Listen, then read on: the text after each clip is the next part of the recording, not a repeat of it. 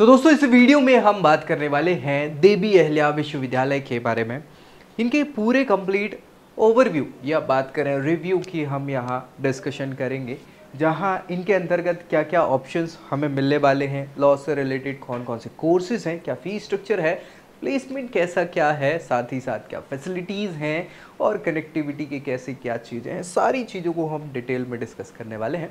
तो आखिर तक वीडियो देखना है अगर आप DAVV को टारगेट करना चाह रहे हैं। तो अदर देन इसके अलावा भी ऑप्शंस इंदौर में अवेलेबल हैं लॉ स्कूल्स के लिए या लॉ कोर्सेज के लिए, तो उन पे भी हम वीडियो अगले सेशंस में बनाने वाले हैं। फिलहाल DAVV की हम बात करें उससे पहले आपको चैनल भी सब्सक्राइब कर लेना है अगर पहली बार इस चैनल पर आ रहा है। क्योंकि लॉ से रिलेटेड सारी जानकारी, चाहे कॉलेज हो, क्लास, करियर या फिर किसी भी प्रकार के कोर्स हो, तो सभी हम यहाँ पे डिस्कस करने वाले हैं। आपको चैनल पर सारी चीज़ें मिल जाएंगी। DAVV वैसे तो स्टेट यूनिवर्सिटी है मध्य प्रदेश की, ठीक है, लेकिन अच्छी यूनिवर्सिटी में गिनी जाती है। इनको एक्रेडिशंस A+ मिला है नेक के द्वारा, है ना। तो मुझे लगता है एक या दो ही ऐसी यूनिवर्सिटी हैं MP में अभी जिनको नेक A+ एक्रेडिट किया गया है, ठीक, जिनमें से एक DAVV है। तो DAVV के इतिहास की बात करें तो बहुत पुरानी यूनिवर्सिटी है और अच्छा खासा सर्व कर रही है अलग अलग कोर्सेज में। फिलहाल हम तो लॉ पे ही बेस्ड रहने वाले हैं।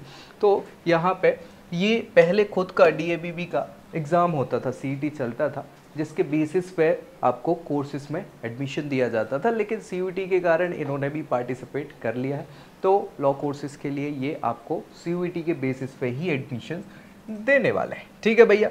अब यहाँ पे जो CUET के बेसिस पे आपको लॉ कोर्स मिलेंगे, तो कोर्सेज यहाँ पे आपके एक तो UG कोर्सेज हैं जो ऑप्शन में आपको मिलने वाले हैं, है ना, UG और PG।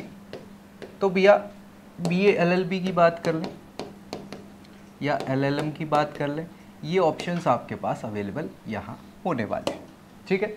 चलिए आगे हम यहाँ देखें तो स्टैब्लिशमेंट की बात करें 1964 में ये इस्टेब्लिश हुई थी और मध्य प्रदेश की स्टेट यूनिवर्सिटी है। UGC द्वारा अप्रूवल इनको दिया ही गया है, नेक का A+ ग्रेड, है ना, कम ही है यूनिवर्सिटी ऐसी। AICT ये तो ठीक है, खैर ये कोर्सेस हैं। इधर अगर हम बात करें तो BCI से भी इनको अप्रूवल मिला हुआ है। ये टेक्नोलॉजी कोर्सेज के लिए है AICTE का, ठीक है। हाँ, 230 से ज़्यादा इनसे एफिलेटेड कॉलेजेस हैं जो कि सर्विस प्रोवाइड करा रहे हैं बच्चों को एजुकेशन की फील्ड में। आगे हम बात करें इनका एड्रेस, तो ठीक है, कोई बात नहीं, ये पुराना एड्रेस है RNT मार्ग वाला, नालंदा कैंपस वाला। हालांकि ये है कैंपस एक्चुअली, लेकिन अब इनका खंडवा नाके पे शिफ्ट हो गए हैं ये, तो वहाँ सारे कोर्सेस आपको मिलेंगे। प्रोग्राम ये जो ऑफ़र कर रहे हैं हमने बात कर ली है, UG PG और PG डिप्लोमा भी आपको प्रोवाइड कराते हैं। इनकी ऑफिशियल वेबसाइट और ईमेल आपकी ये रही। हालांकि इससे ज़्यादा आपका पाला पड़ने नहीं वाला, लेकिन ठीक है। रैंकिंग की बात कर लें ओवरऑल, तो 22 में 2022 की रैंकिंग में ओवरऑल कैटेगरी में 150 से 200 के बीच में इनको रैंकिंग मिली थी और यूनिवर्सिटी में 100 से 150 के बीच में इनकी रैंकिंग आ रही थी ओवरऑल। तो ठीक है, कोई समस्या नहीं है। क्या क्या ये प्रोग्राम प्रोवाइड कर रहे हैं? BA LLB जैसा हमने कहा, ये PG प्रोग्राम है ऑनर्स का, 5 ईयर इंटीग्रेटेड प्रोग्राम है ना, 5 ईयर प्रोग्राम। तो भैया फुल टाइम कोर्स है ये, पार्ट टाइम नहीं है, जो आपको यहाँ ध्यान देना है।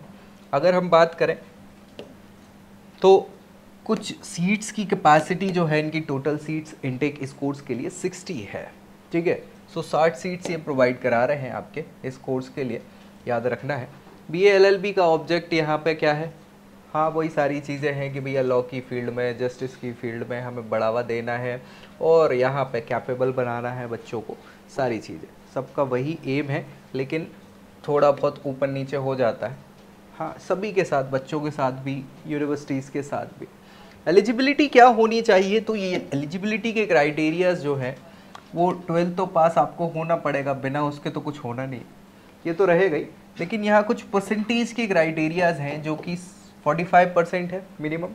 किसके लिए? आपके जनरल और OBC कैंडिडेट के लिए। अगर आप SC ST से बिलोंग करते हैं तो आपको यहाँ पे 40% का क्राइटेरिया रखा हुआ है, ठीक है, जो कि आपका अनिवार्य है। मुझे लगता है ये बहुत ज़्यादा नहीं है और आप आराम से इस एलिजिबिलिटी को फुलफिल कर सकते हैं। एडमिशन की प्रोसेस जो है, हाँ आपको बता दूँ, स्टार्ट हो चुकी है, ठीक है, तो आप जाके कर सकते हैं सारी चीज़ें। यहाँ पे फी स्ट्रक्चर जो है वो BA LLB को हमने बेस रखते हुए आपको बताया है, जो कि सेमेस्टर वाइज ये आपके फ़ी स्ट्रक्चर हैं 1st to 10th, ठीक है। ये आपकी एकेडमिक फ़ी है। इसके अलावा आपके मेंटेनेंस की फ़ी ये रहेगी, हर सेमेस्टर में वही है, कुछ अलग नहीं है इधर, है ना। यहाँ कुछ अलग हो सकती है अगर स्टूडेंट सर्विसेज की बात करें तो आपके इवन ऑड सेमेस्टर में थोड़ा बहुत कम ज़्यादा हो जाता है। ये बॉयज़ के लिए है, ये गर्ल्स के लिए है, ठीक है। एग्जामिनेशन फ़ी वही रहने वाली है, कोई ज़्यादा है नहीं। तो टोटल अगर हम बात कर लें तो लगभग हर सेमेस्टर में 25-26 हज़ार कुछ अराउंड फ़ी आपकी रहेगी। और अगर आप मेल कैंडिडेट हैं और फीमेल कैंडिडेट हैं तो भी लगभग वही है, 150 रुपये का, 200 रुपये, 500 रुपये का अंतर पड़ने वाला, ज़्यादा नहीं पड़ने वाला है, ठीक है। सो ये स्ट्रक्चर आपका फ़ी स्ट्रक्चर है पर सेमेस्टर का, जो कि मुझे नहीं लगता बहुत ज़्यादा है, ठीक है। हाँ ये चल जाना चाहिए, 5 साल का कोर्स है और लगभग 2-2.5 लाख पड़ जाएगा आपका, है ना, हर सेमेस्टर 25-30 हज़ार मान लो तो ठीक है। क्या कैसा स्ट्रक्चर है प्रोग्राम का, मतलब पढ़ाई में हमें क्या करना पड़ेगा, सिलेबस क्या है, क्या पढ़ना है, सेमेस्टर वाइज है, लेकिन हम ज़्यादा नहीं यहाँ डिस्कस करने वाले क्योंकि यही पढ़ाई पूरी नहीं करेंगे, आपको वहाँ जाके भी करनी है। Legal methods, law of thought, political science, history, English, economics, comprehension 22 का वो चीज़ है ना, इंग्लिश, पॉलिटिकल, ये फिर वॉल्यूम सेकेंड हो जाते हैं, ठीक है। Sociology, political science, history, family law, है ना, law of contract, constitutional law, ये सारी चीज़ें। फिर sociology, human rights law, administrative law, family law, ये सारे फैमिली जो ऑफेंस होते हैं, चाइल्ड और जुवेनाइल जस्टिस वगैरह, ठीक है। इसके अलावा आप देखें environmental law, labour, industrial law, criminal law, इसके अलावा इंटरनेशनल लॉ। फिर हम बात कर लें इंटेलेक्चुअल प्रॉपर्टी, प्रॉपर्टी राइट्स, सारे ये लॉज जो हैं वो आपको यहाँ सेमेस्टर वाइज अलग अलग देखने को मिल जाएंगे। 7 सेमेस्टर में corporate law, criminal law, civil procedure change हो जाएगा अब, है ना, law of evidence, taxation, clinical जो आपके पेपर होने वाले हैं वो, टैक्सेशन लॉ, फिर वॉल्यूम सेकेंड आपको पढ़ने पड़ेंगे और थोड़ा सा, ठीक है। 9 semester criminology, banking, finance, insurance law, ठीक है, हेल्थ लॉ, ये सारी चीज़ें आ जाएंगी यहाँ पे, कॉन्फ्लिक्ट्स ऑफ लॉ, इस टाइप का सारा आपका सिलेबस जो है वो होने वाला है। और फिर भैया आप यहाँ पे डिग्री कंप्लीट कर लेंगे 10 सेमेस्टर पूरे करने के बाद। पास होना ज़रूरी है, ये भी इम्पॉर्टेंट है, ठीक है।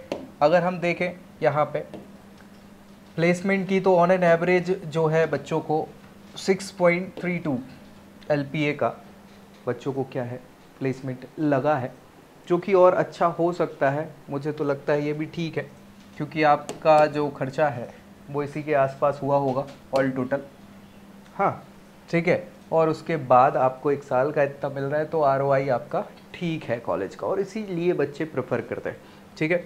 स्कॉलरशिप्स की बात करें, रिलैक्सेशंस की बात करें तो क्या ऑफर्स करा रहे हैं यूनिवर्सिटी आपको, बहुत सारे ऑप्शंस हैं। माइनॉरिटी से अगर आप बिलोंग कर रहे हैं जैसे कि SC ST OBC, वो वाली माइनॉरिटी नहीं है ना कि हाँ भैया आप रिलीजन वाइज, नहीं, ये कास्ट वाइज माइनॉरिटी है, तो उनके लिए है। रिलैक्सेशन इन अटेंडेंस का लॉ चाहे तो अगर आप SC ST OBC से बिलोंग कर रहे हैं तो यहाँ भी थोड़ा सा रिलैक्सेशन मिल जाता है। और TB पेशेंट, उनकी केयर का प्रोग्राम भी है यहाँ पे, कुछ फाइनेंशियल सपोर्ट आपको इंदौर में मिल जाता है TB पेशेंट्स, तो भाई ठीक है।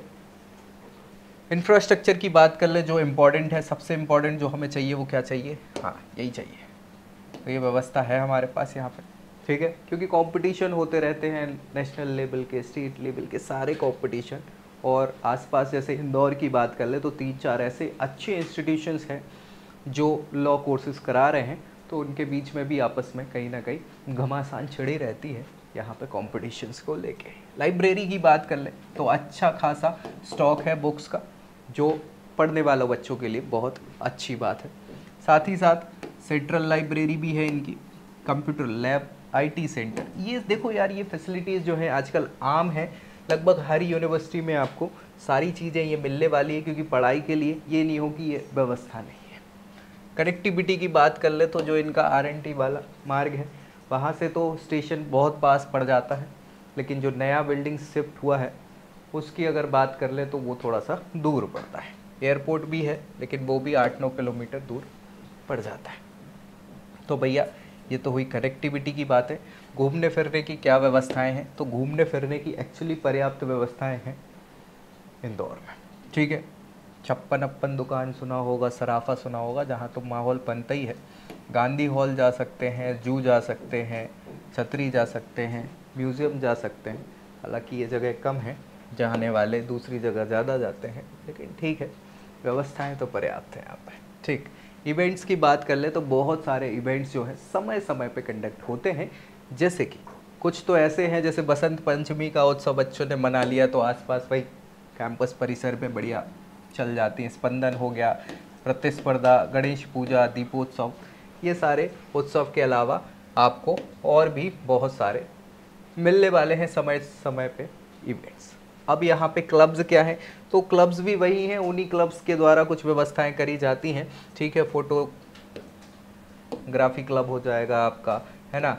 इसके अलावा sports club, performing art, social connect, personal, Rangpanch, Udaan, ये जो है वुमेन सेल है उड़ान, और अंकुर जो है वो एंटरप्रेन्योरशिप सेल है, एंटरप्रेन्योरशिप, लेकिन ठीक है चल जाता है। तो ये सारी चीज़ें आपको इम्पॉर्टेंट है। अब जो सबसे इम्पॉर्टेंट है वो है रिव्यू बच्चों के द्वारा दिए गए। क्या बच्चे बोल रहे हैं, कुछ अच्छी चीज़ें हैं यहाँ पे। पॉजिटिव रिव्यूज़ की बात करें तो कि यार अच्छे खासे ऑप्शंस हैं, कुछ इंटर्नशिप अच्छी कंपनियों में प्रोवाइड हो जाती है, साथ ही साथ हॉस्टल लाइफ अच्छी है, मैस भी ठीक ठाक है, मैशअप नहीं है, और रूम्स की क्वालिटी ठीक ठाक है, कैंटीन हो गया, वाईफाई, लैब वगैरह, ये सब व्यवस्थाएं बढ़िया है। लाइब्रेरी का इंफ्रास्ट्रक्चर भी बढ़िया है, और जो व्यवस्थाएं हैं चाहे मूड कोर्ट हो, कंप्यूटर लैब हो, वो सारी चीज़ें। फैकल्टी नॉलेजेबल हैं जो सपोर्ट करती हैं बच्चों का। तो ये सारी अच्छाइयाँ हैं आपको जो दिख जाएंगी, और जब बुराई देखो तो इन्हीं में बुराई भी दिख जाएंगी आपको कि यहाँ पे जो TNP सेल है, ट्रेनिंग एंड प्लेसमेंट सेल, वो कुछ अच्छी कंपनी में इंटर्नशिप तो दिला रहा है लेकिन ज़्यादातर नहीं दिला पा रहा, ठीक है। वहीं हॉस्टल की कंडीशन, अब पुराने हॉस्टल्स गड़बड़ हो गए हैं, रूम्स की क्वालिटी ठीक नहीं बची है ना, पुताई उताई नहीं हुई है, पेंट वगैरह नहीं हुए। सपोर्टिव टीचर तो हैं लेकिन कई बार वो क्या कर देते हैं, ज़्यादा अटेंडेंस और बहुत सारी चीज़ों को लेके, जैसे कई बार क्लासेस ही नहीं लग रही, मैं सब चल रही हैं चीज़ों को लेके। तो ये कुछ चीज़ें हैं। देखो यार, ये डिपेंड करता है बच्चे से बच्चे पे। एक पढ़ने वाला बच्चा होगा वो कभी भी चीज़ें ख़राब नहीं बताएगा, ना पढ़ने वाला बच्चा होगा वो कमी निकालता रहेगा। तो ठीक है, आप क्या हैं वो आप पे डिपेंड करता है, लेकिन अगर ओवरऑल देखा जाए तो एक अच्छा इंफ्रास्ट्रक्चर, आपकी फीस कंडीशन ठीक है, लोकेशन वाइज बहुत बढ़िया है, क्योंकि अगर MP में देखा जाए तो इंदौर तो हब है, एजुकेशनल हब, जहाँ सारी व्यवस्थाएं आपको मिल जाती हैं। तो ये मुझे लगता है कि यहाँ DAVV का आपका रिव्यू यहाँ हम समाप्त करेंगे। वीडियो को लाइक करना है, दोस्तों के साथ शेयर कर देना है, और चैनल सब्सक्राइब करना नहीं भूलना है। बाकी अगले रिव्यू के साथ हम मिलेंगे अगले वीडियो में, तब तक के लिए जय। I hope you like this video. For more such videos, keep watching our channel and do not forget to like, share and subscribe.